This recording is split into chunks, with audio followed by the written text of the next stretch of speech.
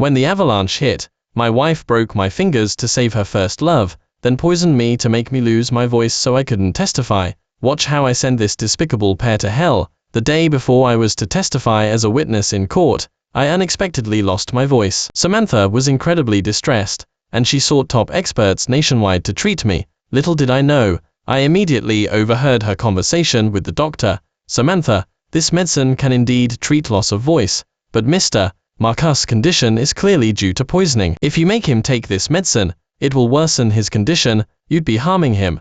That's not your concern, just give it to him, anyway. This medicine is for his symptoms, isn't he just unable to speak right now? He only has himself to blame. Why did he have to cross Julian and be a witness? I suddenly closed my eyes, and my heart ached so much I could barely breathe.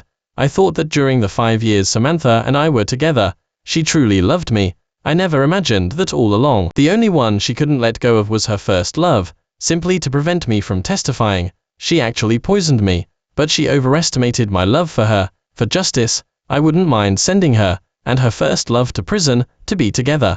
The door hinge subtly creaked, and Samantha walked in. She was as attentive as always. Just as she was typing on her phone to ask what I needed, I suddenly coughed up a mouthful of blood. With a worried expression, she handed me a tissue and comforted me. Mark, don't worry, I've consulted with experts. Your illness will get better soon, as long as you take your medicine on time. I stared intently at her face, trying to find a trace of guilt, but there was nothing. Thinking of her conversation with the doctor earlier, I pretended to faint. She called my name a few times, but I didn't react. Seeing me still unresponsive, she suddenly sneered. Marcus, don't blame me for being heartless. You only have yourself to blame.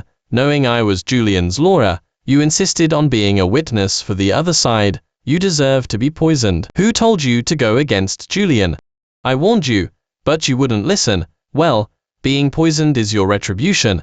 You don't need to be afraid. This dosage won't kill anyone. At most, you'll just be unable to speak from now on.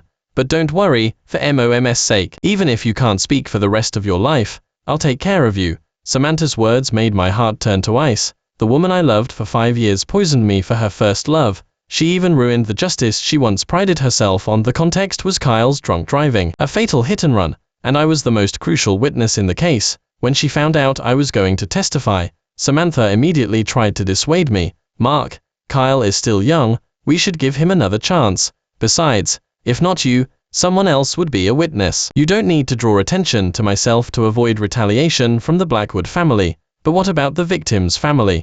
They only had one child who was brutally hit and killed right before my eyes.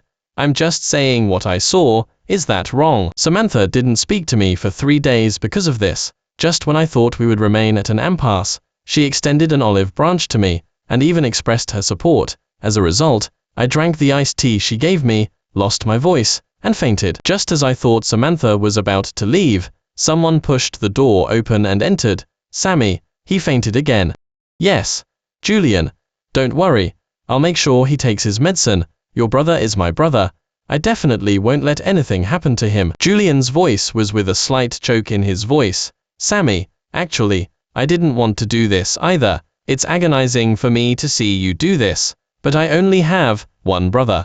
Seeing him cry, Samantha was utterly distressed.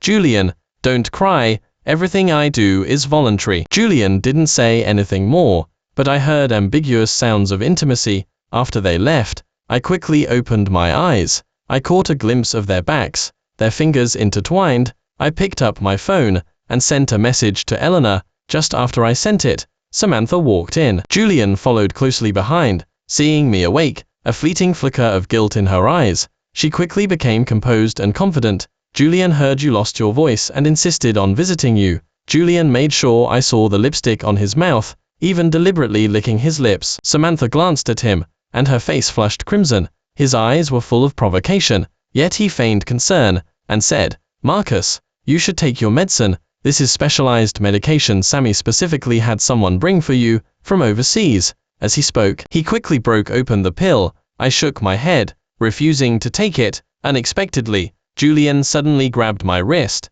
His nails dug painfully into my hand. My brows furrowed. I tried to push him away, but my body was too weak. He leaned close and whispered in my ear, "Marcus, now you can't even curse, must be frustrating, huh? Let me tell you a secret. Sammy was just getting intimate with me next door. She's utterly devoted to me, practically begging for my attention. Honestly, it's actually pretty good that you are mute. Sammy was just telling me in my arms. It's peaceful when you are mute, no need to listen to your constant lectures on morals and righteousness." After he finished speaking, he forcefully shoved the pill into my mouth, while saying, "Marcus, I'll help you." I immediately took the opportunity to spit it onto him, gagging a few times. Since I was already poisoned anyway, why not play along with their scheme? Julian probably didn't expect me to spit on him. He had a look of fury, but when he met Samantha's gaze, he lowered his gaze, feigning extreme grievance. He sighed and said, "Marcus doesn't like me feeding him medicine. He could have just refused. Why did he have to?" Sure enough, seeing Julian like this, Samantha was heartbroken for him. She snapped angrily at me, "Marcus, Julian was kindly trying to feed you medicine. What do you mean by spitting all over him?" Julian casually revealed his reddened wrist, as if it had been gripped hard. "Sammy, don't blame Marcus, he's just upset about losing the case." She sneered, "Just because I helped Julian's brother win the case. Marcus, is it really necessary? Don't forget, you suddenly lost your voice the day before court. If I hadn't kindly brought in experts for you, you probably still." The sight of an enraged Samantha made her seem like a stranger to me. In 5 years, I had never seen her so out of control. It seemed her emotions were stirred not by me, but by Julian. I took out my phone, about to explain, but Samantha misunderstood. "Marcus, you don't think that just because you are mute, you don't have to apologize. Now, immediately, publicly apologize to Julian on your social media." Julian pretended to be attentive. "Sammy, Marcus can't even speak anymore. How about we just drop it?" Hearing this, Samantha became even angrier.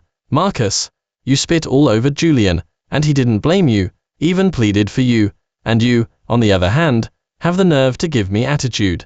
Quickly apologize to Julian." Seeing me hold my phone, still unresponsive, her tone grew harsher. "Marcus, since you are unwilling to apologize, then there's no point in you keeping your phone." With that, she snatched my phone away, and forcefully slammed it onto the ground. I instinctively tried to retort, but only managed to produce a few inaudible syllables. Seeing me open my mouth, she sneered, "Marcus, you deserve to be voiceless." But she was the one who made me this way.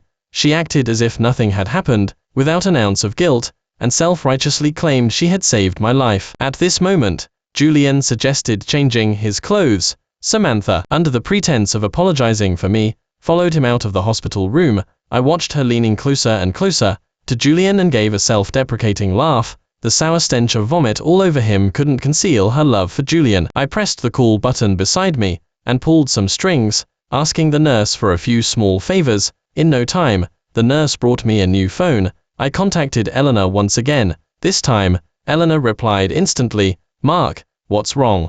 Are you unhappy?" My nose inexplicably stuck with emotion. Before I could reply, she sent another message. "Mark, are you sure you want to do this? MOMS, just afraid you'll regret it. But no matter what you choose, Mom will support you. Mom, I'm sure." I didn't elaborate on my current situation to Eleanor. The immediate priority was to leave the hospital and escape Samantha's control. When the doctor came for rounds again, I wrote down my request to be discharged. The doctor immediately called Samantha. A moment later, Samantha walked in, a joyful expression on her face. A blush still lingered on her cheeks. She suddenly grabbed my wrist and said softly, "Mark, I was just too angry. That's why I said those foolish things to you. I'll make it up to you, okay?" She pressed a light kiss on my hand, and then said, "Mark, you don't need to come with me to my family gathering." I paused for a moment and typed out why on my phone. "You need more rest now. I don't want you to overexert yourself, and it's not good for you to speak right now. I'm afraid my stepmother will target you, and you know how nasty her tongue can be. I just won the case against the Blackwood family. Julian told me the Blackwood family is willing to give me some major cases.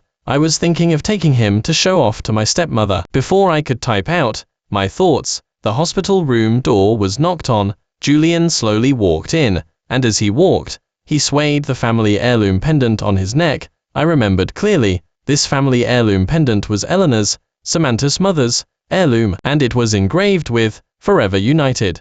On her deathbed, she brought it out, intending it for her future son-in-law, Marcus. "This family heirloom pendant is very beautiful, isn't it?"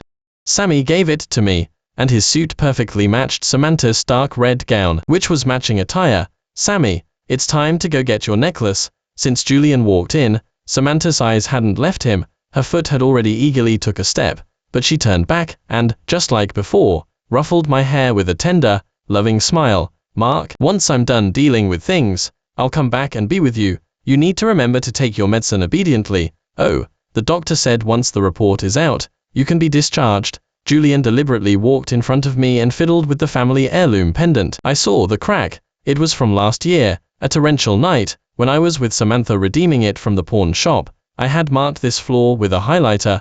Back then, Samantha's business venture failed, and she was forced to pawn this heirloom pendant. It was I who begged the pawn shop owner to keep it. With that money, her business finally started to turn around. But I never imagined that I had been with her as she went from nothing to everything. Now, she had everything, but she didn't want me anymore. I knew I shouldn't harbor delusions about her, but my heart felt as if it were being torn apart. I trembled as I typed a sentence on my phone. "Samantha, you said you wouldn't let anyone else wear this family heirloom pendant. You said the crack on this family heirloom pendant was our mark." A flicker of impatience crossed her eyes. "It was just for show. Mark, take your medicine obediently. After the gathering, I'll come back to you." The doctor was bribed by Samantha. He insisted on watching me take my medicine. I feigned annoyance as I swallowed, but secretly kept the pill. That night, after I received the report, I immediately checked out of the hospital. Driving, I immediately went to find the doctor Eleanor had helped me contact. Just as I was about to reach my destination,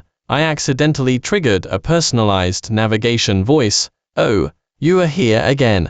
When are you going to break up with Marcus? If you don't, I won't approve. You know, turn left in 300 meters. It's the mall where my sweet Sammy bought me a ring." Everything Samantha had done for Julian made it hard for me to breathe. I still couldn't help but hide my face and wept. I knew Julian was her unforgettable first love. I just didn't expect that she was willing to be trapped by him for life. The doctor, seeing me with red-rimmed eyes, thought I was on the verge of collapse. Without a word, he began to examine me. After checking my pulse, the doctor sighed, which startled me greatly, but to my surprise, he smiled and said, "It's nothing, young man, don't overthink it. Nothing is insurmountable. Take the medicine I prescribed for a week, and I guarantee it will cure you completely, and you'll be able to speak normally." That's right, nothing is insurmountable. I wasted 5 years. It's time for me to start a new life. Back home, I packed up my belongings. I smashed and threw away everything related to Samantha. As I opened the safe, intending to take out the gold I had bought previously, I saw a document, a deed of gift for the company under Samantha's name,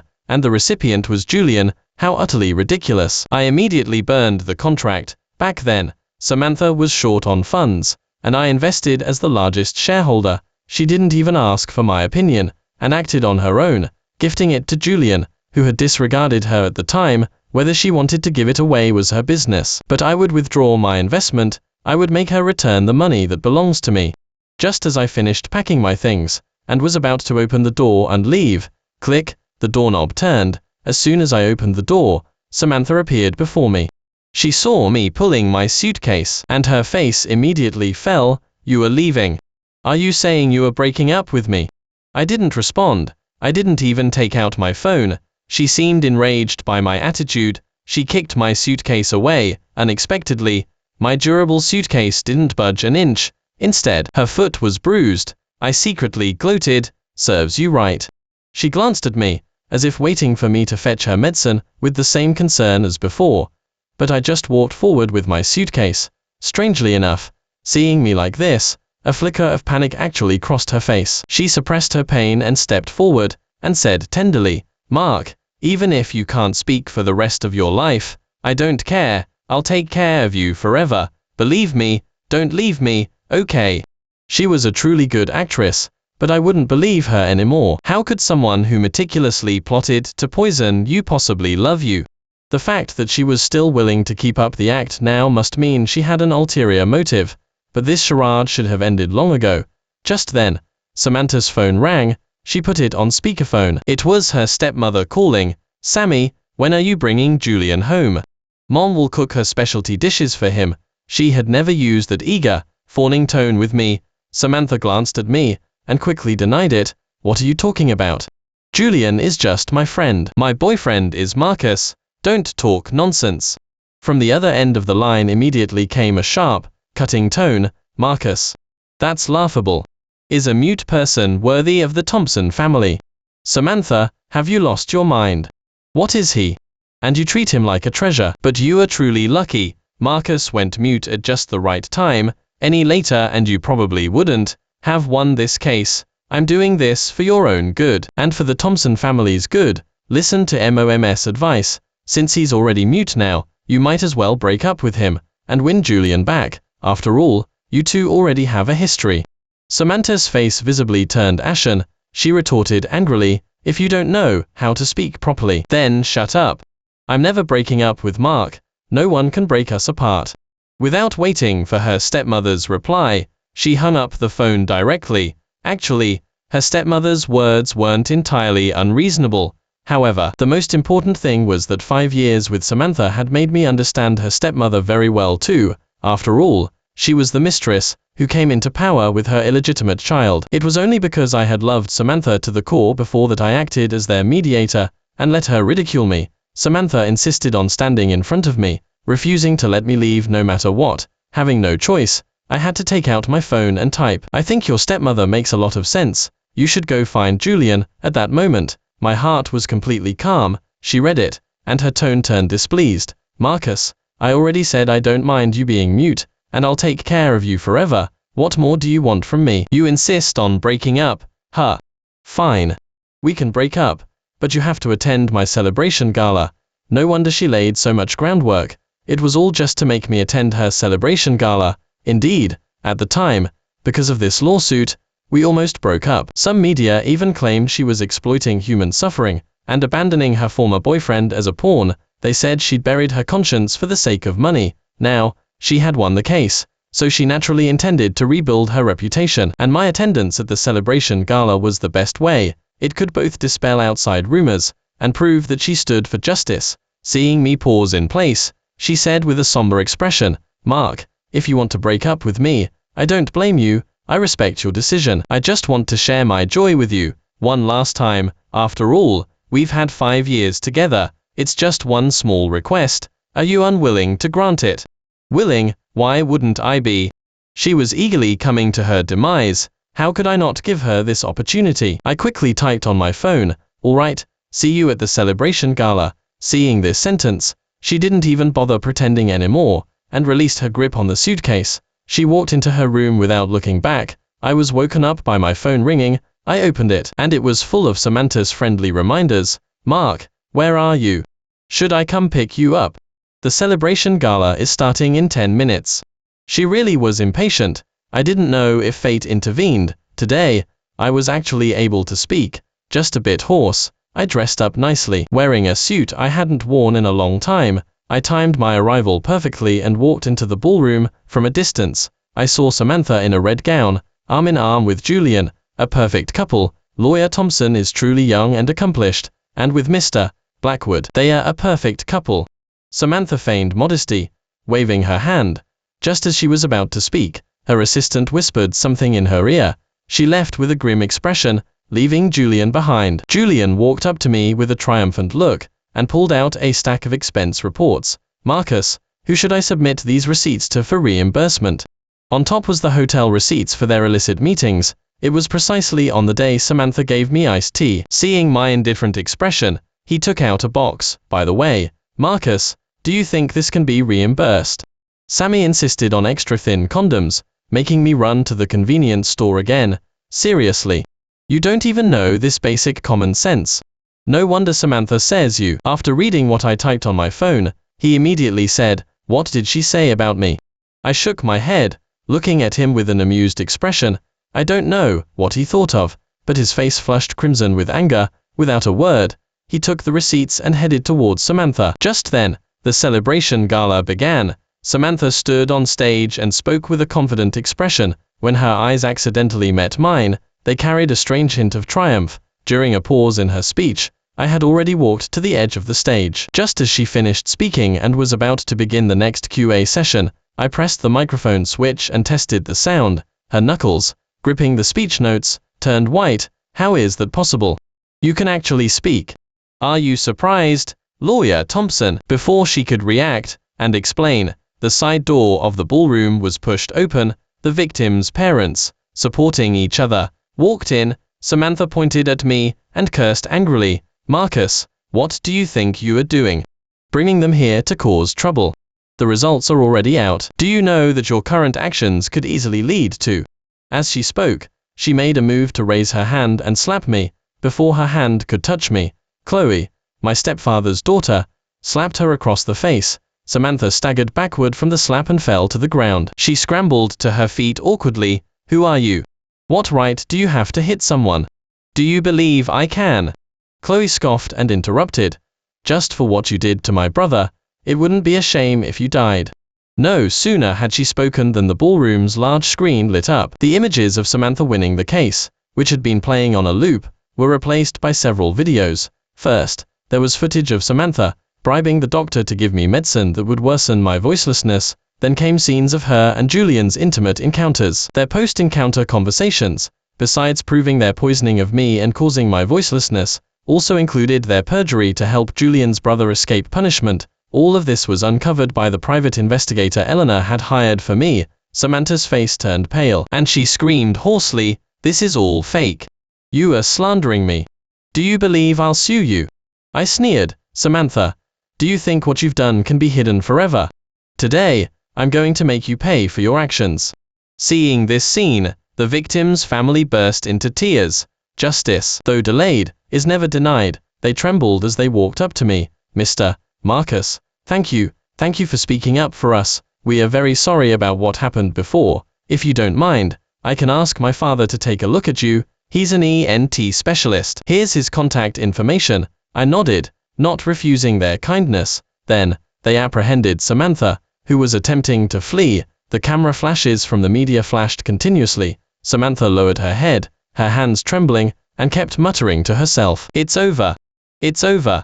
Her colleagues who had just praised her were now keeping their distance, as if she were carrying a plague. The celebration gala turned into a farce. Taking advantage of the chaos, I kicked Samantha hard several times.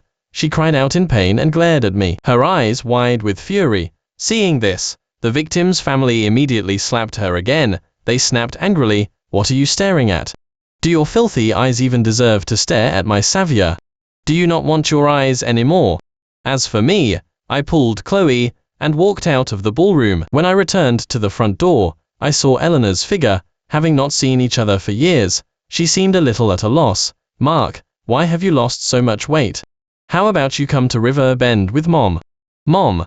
She paused. Mom means if you want to live in another city, that's fine too." I willingly opened my arms and hugged her. She froze for a moment, then lowered her head and wiped her eyes.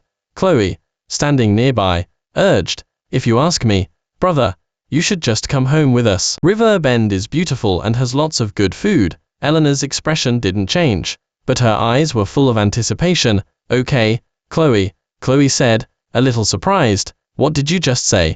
"I didn't hear clearly." I said, "Okay, Chloe, let's go back to River Bend together." She beamed foolishly and kept urging me to call her Chloe a few more times. That evening, Eleanor said she'd make some of her specialty dishes for us. Chloe waved her hand, a little flustered, and said, "Mom, oh, no, don't bother, it's such a happy day. How about I treat you and my brother to a big dinner out?" "What? Don't you trust Mom's cooking?"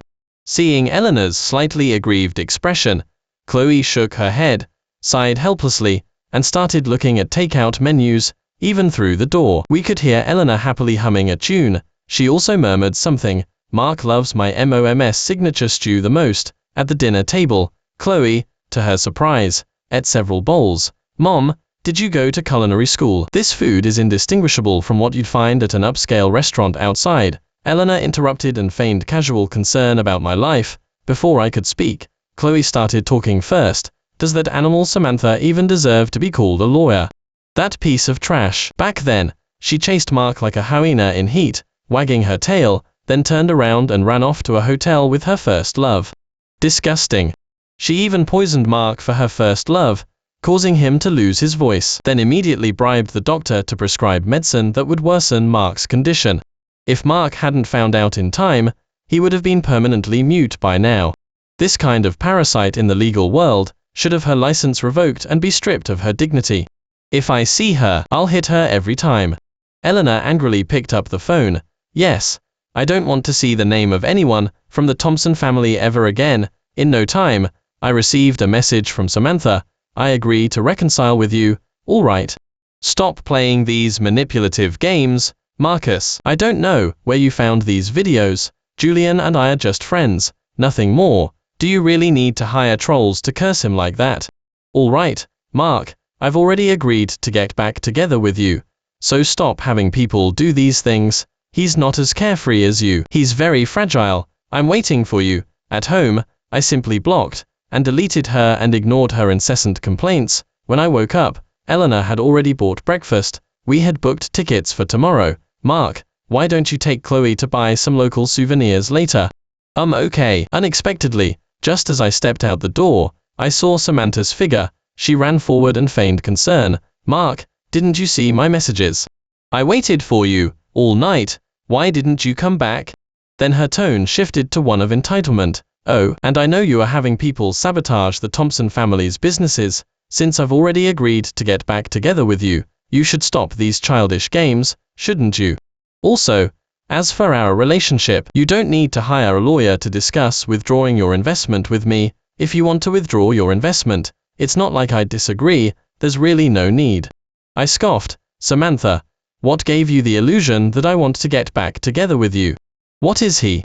Besides, do your family's scandals even need someone to frame them? As for withdrawing the investment, I'm just informing you, whether you agree or not, the outcome will be the same, she said, still unwilling to give up. Mark, stop throwing these tantrums. If you keep talking like this, I'm really going to get angry. Her confidence actually made me laugh out loud. My laughter stung her. Marcus, don't be ungrateful. The Thompson family isn't as simple as you think. I merely scoffed at that. It's just a pile of trash. It's not even a threat. If you have time to stand here ranting and raving, you'd be better off going home. Marcus, I know I was wrong. Please, I beg you, spare my family. Julian rushed over, grabbed my sleeve, knelt and pleaded. Samantha walked over and tried to pull Julian up. Unexpectedly, Julian yelled at her, "It's all because of you, you good for nothing. You've dragged my Blackwood family into this mess. Don't touch me." She was dumbfounded. Julian ignored her, and instead urgently explained to me, "Marcus, the poisoning has nothing to do with me. Samantha did it all. I didn't have the guts at all, and Samantha was the one who bought all that medicine. Your loss of voice has absolutely nothing to do with me. As for that lawsuit, my brother has already turned himself in at the police station. I'm begging you, please let me go. Let the Blackwood family go." Samantha's face darkened, and she retorted, "Julian, what do you mean by this? Yesterday you were holding me, telling me you'd love me forever, and now you are turning hostile and denying everything. If you hadn't begged me to, would I really have poisoned him? And you say you didn't have the guts. I think you are incredibly bold, even seducing me right in front of Mark. Also, you were the one who gave me all that medicine. I recorded videos at the time. Don't think you can push all the blame onto me. You should take a look at what kind of person you are." Julian stood up in a rage and slapped Samantha twice across the face. "That's hilarious. What do you think you are? You are just a useless piece of trash. If it weren't for you being able to help my brother with the lawsuit, even if you knelt before me and begged, I wouldn't even spare you a glance." The two of them began to shamelessly tear each other apart. Chloe and I took out our phones and started a live stream. We made the facts public to let society judge them. A little while later, the police traced their location and took them away. I had thought, given their actions, they would at least serve 10 or 8 years, but I never imagined they would be released that night. It was just a mere formality. Eleanor knew about this outcome and was also very confused. Just as she was about to make another call to inquire, the doorbell rang. The moment I saw it was Samantha, I closed the door without hesitation, but she pulled out a whiteboard covered in writing from behind her back. I finished reading and scoffed. "Samantha, when you poisoned my iced tea, Why didn't you think you'd be kneeling and begging for my forgiveness today? Do you think this matter can be over just because you've lost your voice? What kind of apology is this? Besides, you are so good at poisoning, who knows if you also have an antidote? The Thompson family is about to be ruined, and you still have the nerve to tell me all this. That's quite hilarious. Samantha quickly pulled out another whiteboard. Mark, during the hours of interrogation, I felt like I was suffocating. The first person I thought of was you. I wished you were by my side. I was wrong about everything before. I truly regret it. I'm begging you, can you please give me another chance? Her eyes immediately turned red. I remained unimpressed and called the police on her instead. I was accusing Samantha of harassment. As the police took her away, she was still crying, constantly showing me her repaired pinky ring that had once been our token of our love. I thought she had thrown it away long ago. But what's the point of such belated affection? Just as my family and I were getting ready to go to the airport, I heard some good news on the TV. Julian's brother's case had been overturned. The victim finally received justice, and Julian and Samantha were arrested again. Vivian was also implicated. It turned out that the reason they had been released earlier was because Vivian forged documents. After successive interrogations, it was discovered that Julian was Samantha's stepmother's illegitimate child. Julian's affection for Samantha had been a conspiracy from the very beginning. The mother and son planned to seize the Thompson family's assets. After Samantha found out, before she was incarcerated, she stabbed both of them to death. She knew she would never get out of prison in this lifetime, so she left a suicide note and took her own life. Mark, everything I'm facing is what I deserve. If there's a next life, please give me another chance, okay? No. In the next life, I hope never to meet you again.